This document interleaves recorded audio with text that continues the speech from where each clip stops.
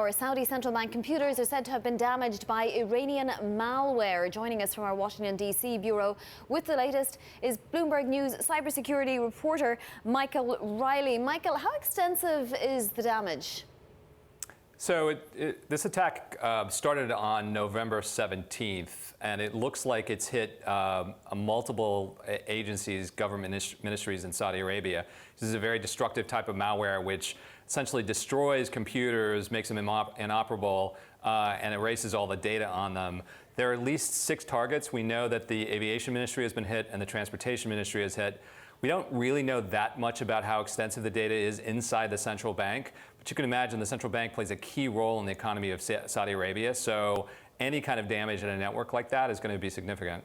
Yeah, and we also know that Saudi Arabia has been making huge efforts to sort of shift its economy in a different direction. So how much information would the Iranians have got from this hack, if indeed it does turn out to have been the Iranians, and what good would it be to them?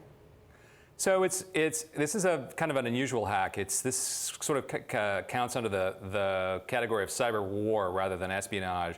So the hackers didn't go in and take information. And in fact, the investigators have been trying to track whether information was taken before these digital bombs were released. And they haven't found any traces of that. What they were actually trying to do is just some level of significant destruction of the networks themselves. So this is more like throwing a grenade into a network rather than a spy sneaking into a network and stealing information.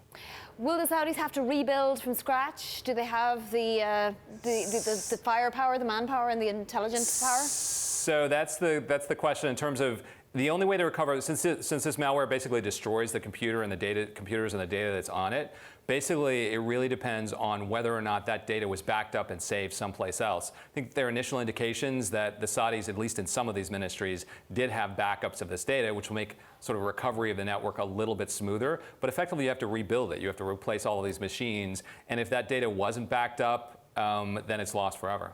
Michael, will there be retaliation? So that's obviously the question. The Middle East has been sort of a tit-for-tat cyber war over the last several years.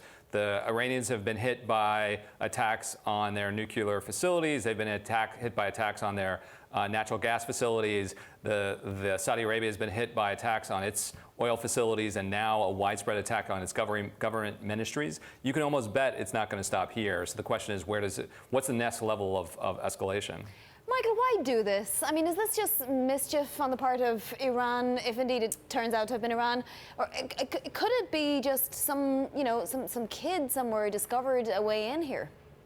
So the malware that was used is associated with Iranian state-sponsored hackers. It's exactly the same malware that was used to destroy 35,000 computers in Aramco. Now, in the weird world of cyber, another nation state could try and be making itself look like Iran. There are lots of motives you might do that. This could affect the nuclear core, for example. But all fingers at this point, at least the evidence at this point, points back to Iran. So if it turns out to be Iran, the question is why? And that's the real issue. Is it related to the election and Donald Trump? Is it related to OPEC? Yes. We don't know at this point.